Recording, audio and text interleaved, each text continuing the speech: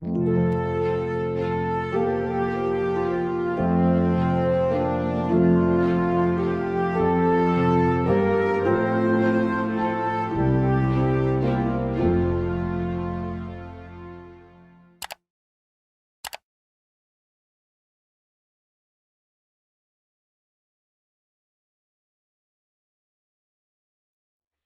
tal, mis queridos amigos y hermanos en esta familia preciosa del único Dios verdadero? Es un placer saludarlos y estar nuevamente con ustedes, de que puedan acompañarme a lo largo de esta serie titulada El deseado de todas las gentes a la luz de la doctrina de Dios. Estamos analizando el libro El deseado de todas las gentes, escrito por Elena White, y buscando todas aquellas perlas que nos hablen acerca de la doctrina de Dios y que podamos tomar ese consejo que Jesús nos dio en una oración que él hizo cuando estuvo acá en la tierra, que está registrada en el Evangelio de Juan, capítulo 17, versículo 3. Jesús le dijo al Padre, ¿no? Que te conozcan a ti, el único Dios verdadero, y a Jesucristo a quien has enviado. Esta es la vida eterna, dijo, ¿no es cierto? Esta es la vida eterna, que te conozcan a ti, el único Dios verdadero, y a Jesucristo a quien has enviado. Es lo que tratamos de hacer en los escritos de la sierva de Dios. Y la verdad es que si ustedes vienen acompañándome en esta serie desde el principio, son testigos de todas las hermosas perlas que pudimos recoger y no va a dejar de suceder, porque en cada capítulo no paro de sorprenderme de las cosas que puedo encontrar y me gozo en poder compartirlo con ustedes. No es la excepción. Este capítulo para mí fue tremendo. En este capítulo tal vez no hay historias como lo hubo en los anteriores. Sí, la historia trata de un mensaje que Jesús le dio a sus discípulos y a la multitud que le seguía, pero no hay detalles adicionales de la historia, sino que se centra en el mensaje que dio Jesús. Y la verdad es que a mí me dejó conmovido. Me dejó conmovido. Y quizás es un capítulo cortito, pero de los más poderosos que puede llegar a ver en este libro, sí. La invitación se llama. Jesús les hizo una invitación a todos sus oyentes y les dijo: venid a mí todos los que estáis trabajados y cargados, que yo os haré descansar. La primera pregunta que yo me hice es: ¿será que esta invitación fue solamente para los que lo estaban escuchando? Y no pasó ni el primer párrafo donde encontré la respuesta. Dice: todos los que están trabajados y cargados pueden venir a Él. En los capítulos anteriores venimos aprendiendo que Jesús no está encerrado en el santuario celestial.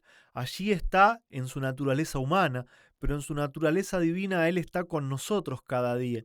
Y es por eso que podemos llegarnos a Él cada vez que estemos trabajados y cargados, ¿sí?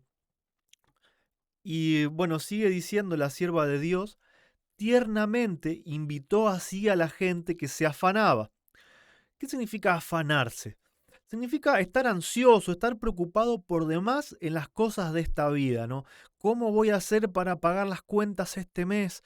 Y me están corriendo con esta deuda y se me está por acabar la comida. ¿Y cómo voy a pagar el colegio de los chicos? Y cómo, y cómo, y cómo, y cómo. Eso es afanarse, ¿no? Entonces Jesús les dijo: llevad mi yugo sobre vosotros y aprended de mí, que soy manso y humilde de corazón, y hallaréis descanso para vuestras almas. Llevad mi yugo. ¿Qué es el yugo? Es un instrumento que se ponía sobre los bueyes, ¿sí? Para que la carga se les hiciera más liviana, más fácil, para arar, ¿no es cierto? El arar era un trabajo muy pesado, incluso para los animales, y este instrumento, esta herramienta, servía para que los bueyes pudiesen hacer una fuerza más integral, ¿no es cierto?, al arrastrar lo que era el arado. Y Jesús entonces hace esa comparación. Jesús todo el tiempo utilizaba las cosas de la naturaleza, de su propia creación, para dar una enseñanza, y en este caso fue igual, ¿no es cierto? Les dice, llevad mi yugo, aprended de mí, que soy manso y humilde. Manso y humilde, ¿no? Dos características de Jesús que tenemos que tener cada uno de nosotros, ¿no? Y de esa forma hallarán descanso. Ahora, bueno, yo quiero tener descanso, no sé ustedes. El que no quiera tener descanso sería medio raro, ¿no? Pero bueno, ahí tenemos entonces una pequeña receta, pero con un significado y una aplicación enorme. El hermano mayor de nuestra familia humana está al lado del trono eterno. ¿Por qué lo señalé en verde oscuro? Porque nos habla de la jerarquía del cielo, ¿no? Me hace acordar a Apocalipsis cuando dice al que está sentado en el trono y al cordero. Quizás sea una oración sola, pero el mensaje que tiene es muy grande, ¿sí? El que está en el trono, ese que está en el trono, es un Dios absoluto, soberano, y es uno, y es Dios el Padre, así como lo dice la Biblia, ¿no? Como dice Pablo, nosotros no tenemos más de un Dios el Padre, del cual proceden todas las cosas. Y esto es lo que también nos muestra la sierva del Señor, ¿no? Jesús es nuestro hermano mayor y Él está al lado del trono del único Dios verdadero, del Dios eterno. ¿Qué hace Jesús al lado del trono? Mira a toda alma que se vuelve hacia Él como el Salvador. Sabe por experiencia cuáles son las debilidades de la humanidad, cuáles son nuestras necesidades y en qué reside la fuerza de nuestras tentaciones, porque Él fue tentado en todo punto, así como nosotros, aunque sin pecar. Él vela sobre ti. Fíjense que ahora ya no dice que Jesús está atado con una cadena al lado del trono. Ahora nos dice, Él vela sobre ti, tembloroso Hijo de Dios. ¿Estás tentado? Él te librará. ¿Eres débil? Él te fortalecerá. ¿Eres ignorante? Él te iluminará. ¿Estás herido? Te sanará. ¿Quién? Jesús, acá, con nosotros. Cuando estamos temblorosos, cuando somos tentados, cuando tenemos debilidad, cuando somos ignorantes, cuando estamos heridos, Cristo nos libra, Cristo nos salva, Cristo nos consuela. Es lo que Él hace, ¿no es cierto?, en su manifestación divina acá en la tierra, mientras en su manifestación física Él está al lado del trono, del único Dios verdadero. Ahora, ¿cuál es ese yugo del cual habla Jesús que tenemos que llevar en esta vida y que nos dice, no lleven su yugo, lleven el mío que es más liviano?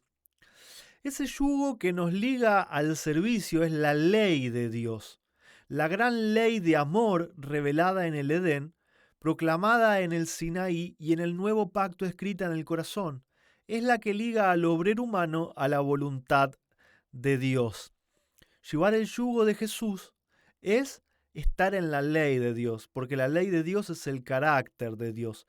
Y cuando estamos en la ley de Dios, cuando tenemos el carácter de Cristo, el yugo es muy, pero muy liviano, porque Dios es amor y Dios en su poder nos libra de todo mal. Quizá suframos, pero eso es pasajero. Es cuando lo vemos a la luz de lo eterno, es totalmente pasajero, ¿sí? Llevar el yugo de Cristo nos va a llevar a tener paz por toda la eternidad. Dice la sierva del Señor, el yugo de este servicio, el yugo de la ley que nos ata a Dios, lo llevó Cristo mismo como humano. Él dijo, me complazco en hacer tu voluntad, oh Dios mío, y tu ley está en medio de mi corazón. He descendido del cielo no para hacer mi voluntad, mas la voluntad del que me envió. El amor hacia Dios, el celo por su gloria y el amor por la humanidad caída trajeron a Jesús a esta tierra para sufrir y morir. Tal fue el poder que rigió en su vida, y Él nos invita a adoptar este principio.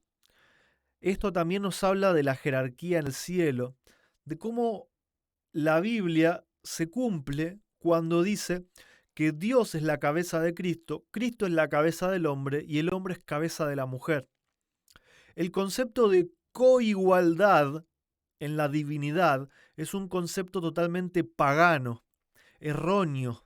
Cristo nunca, nunca, y si ustedes llegan a encontrar un texto donde Cristo se hace igual o superior al Padre, yo me retracto de todo lo que he dicho y lo que he enseñado, pero no lo van a encontrar, porque Cristo todo el tiempo dice: me gozo en hacer tu voluntad. El hacer tu voluntad, Dios mío, me ha agradado.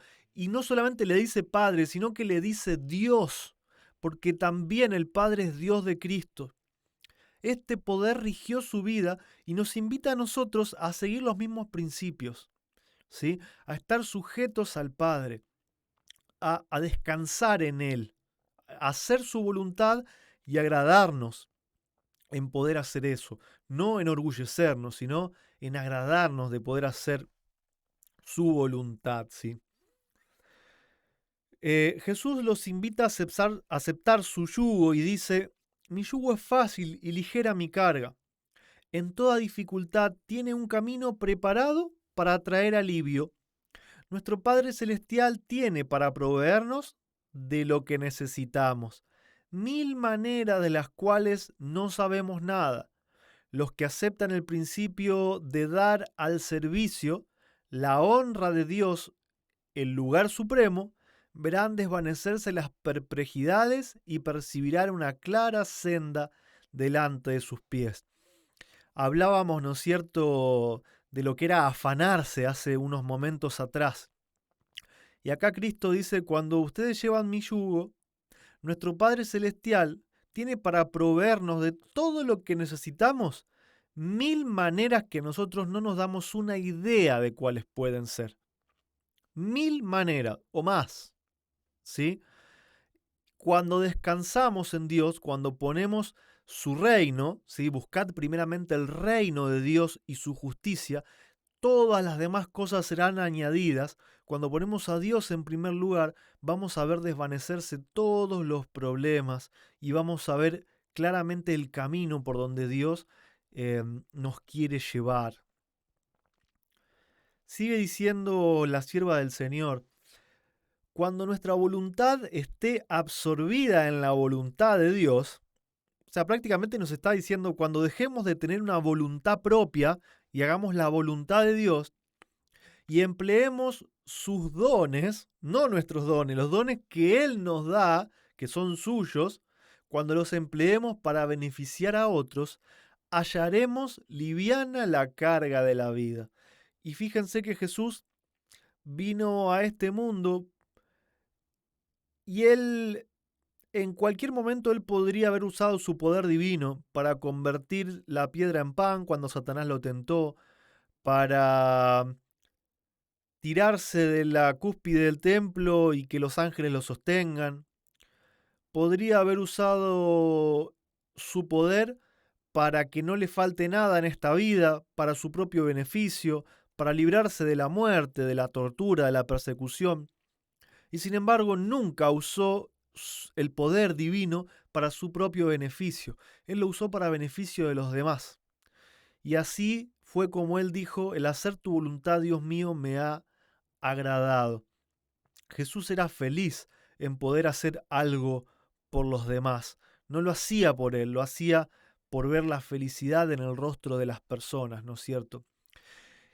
Y nos dice una frase que para mí es tremenda: el que anda en el camino de los mandamientos de Dios, anda en compañía de Cristo, y en su amor el corazón descansa. Anda en compañía de Cristo. Y a mí siempre se me va a venir una cita de la sierva del Señor que está en otro libro, que dice: cuán pocos comprenden que Jesús invisible camina a su lado.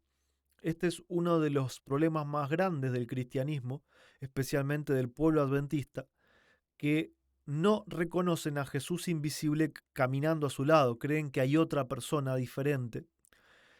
Y acá la sierva del Señor es muy clara, ¿no? El que anda en los caminos de los mandamientos de Dios anda en compañía de Cristo. Lamentablemente, el que anda en compañía de otra persona tampoco está andando en los caminos de Dios, ¿no es cierto? Es regla de tres simple, como nos enseñaban en la escuela primaria, en la matemática, ¿no es cierto? Los que aceptan la palabra de Cristo al pie de la letra, ¿qué significa? A ver, vamos a detenernos acá. ¿Qué significa aceptar la palabra de Cristo al pie de la letra? Por ejemplo, se me ocurren algunos textos, ¿no? El hacer tu voluntad, Dios mío. Jesús le está diciendo al Padre que es su Dios. Sin embargo, vienen teólogos que te dicen, no, pero eso es figurado, es porque Cristo era un ser humano. ¿Y acá qué nos dice la sierva de Dios? Los que aceptan las palabras de Cristo al pie de la letra. Para mí, aceptar al pie de la letra las palabras de Cristo es, si Cristo al Padre le dice Dios, para mí entonces el Padre es Dios de Cristo. Si Jesús dice que te conozcan a ti, al único Dios verdadero, entonces para mí el Padre es el único Dios verdadero. Si Cristo dice, yo voy a estar con ustedes todos los días hasta el fin del mundo, yo toco a la puerta y llamo, si me dejan entrar voy a cenar con ustedes, entonces para mí es Cristo quien está con nosotros. Eso es aceptar la palabra de Dios al pie de la letra. La teología de las religiones lo que hace es complicar la palabra de Dios, es darle significados a la palabra que no tiene, es hacer todo rebuscado para terminar falsificando la palabra de Cristo, ¿sí? Los que aceptan la palabra de Cristo al pie de la letra y entregan su alma a su custodia y su vida para que Él, Cristo, la ordene, hallarán paz y quietud. Nadie que no reconozca a Cristo para que Él ordene su vida, ¿sí? Y que no tome sus palabras al pie de la letra, nadie va a poder encontrar paz y quietud. Ninguna cosa del mundo puede entristecerlos cuando Jesús los alegra con su presencia. Hermanos, perdón la insistencia, pero esto es tremendo. Si nosotros no reconocemos que Jesús es quien está acá, no vamos a poder nunca disfrutar de su presencia, no vamos a tener paz, no vamos a poder disfrutar de su amor, no vamos a poder llegar a llevar su yugo. Es lo mismo que la nada, es profesar una religión sin aceptar las palabras de Cristo al pie de la letra, no es lo mismo que la nada, es peor incluso que rebelarse contra Dios. Es peor, porque sería preferible ser un enemigo manifiesto a decir que se es un siervo y estar todo el tiempo haciendo corrosión de los cimientos que Dios nos dejó. Y con eso arrastrando a otros. Es peor todavía. Entonces, o aceptamos las palabras de Cristo al pie de la letra, o no somos nada. ¿Sí? O tenemos su presencia o no tenemos nada. Nuestra vida puede parecer enredada, pero al confiarnos al sabio artífice maestro, él desentrañará el modelo de vida y carácter para que sea su propia gloria, y ese carácter que expresa la gloria o carácter de Cristo será recibido en el paraíso de Dios. Fíjense, esto para mí es esclarecedor. El carácter que en nosotros va a expresar la gloria o carácter de Cristo será recibido en el paraíso de Dios. Fíjense que la sierva del Señor nos está diciendo que la expresión, la gloria de Cristo también es equivalente al carácter. Y me acuerdo, por ejemplo, de la ocasión del bautismo, cuando dice la gloria de Dios descendió y se posó sobre Cristo en forma de paloma. Gloria, carácter, ¿sí? Que cada uno saque sus conclusiones. Pero solamente los que tengan la gloria o el carácter de Cristo expresados en sus vidas podrán ser recibidos en el paraíso de Dios. Los miembros de una raza renovada, o sea, es nuestra raza, pero no así como está, sino renovada, andará con él en vestiduras blancas porque son dignos. Dignos porque han lavado sus vestiduras en la sangre del Cordero, no dignos por sus propias obras, ¿no es cierto? Y termina el capítulo también con un tremendo párrafo que dice, a medida que andamos con Jesús en esta vida, podemos estar llenos de su amor, satisfechos con su presencia. Podemos recibir aquí todo lo que la naturaleza humana puede soportar. Pero ¿qué es esto comparado con lo que nos espera más allá? O sea, ya es muy, pero muy bueno, muy lindo andar con Jesús en esta vida y estar lleno de su amor. Pero ni siquiera eso se compara a lo que va a ser la eternidad con Jesús. Allí, esta raza renovada están delante del trono de Dios y le sirven día y noche en su templo. Y el que está sentado en el trono tenderá su pabellón sobre ellos. No tendrán más hambre ni sed, y el sol no caerá más sobre ellos, ni otro ningún calor. Porque el Cordero que está en el medio del trono los pastoreará y los guiará a fuentes vivas de agua, y Dios limpiará toda lágrima de los ojos de ellos. Qué tremendo, hermanos. A mí este capítulo me dejó con una emoción tremenda. Primero por todas las revelaciones doctrinales que se nos da. Después por todas las instrucciones para poder ser felices, incluso en esta vida. Para poder ser como Jesús. Las instrucciones para poder ser también recibidos en el cielo, en el paraíso. Para poder disfrutar de la eternidad. Y la revelación constante, constante de las palabras inspiradas, diciéndonos que Cristo invisible camina a nuestro lado. Creo que este mensaje yo no me voy a cansar de darlo hasta el día que me muera, ¿no?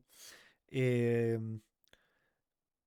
si me encontrase como Salomón con la posibilidad de poder pedir un deseo, sería que todos el mundo cristiano pudiese entender verdaderamente que el Espíritu Santo, ese don de Dios, no es más que Cristo mismo de forma invisible, cumpliendo su promesa de que Él iba a estar con nosotros, que nos iba a consolar, que nos iba a acompañar, que iba a interceder por nosotros.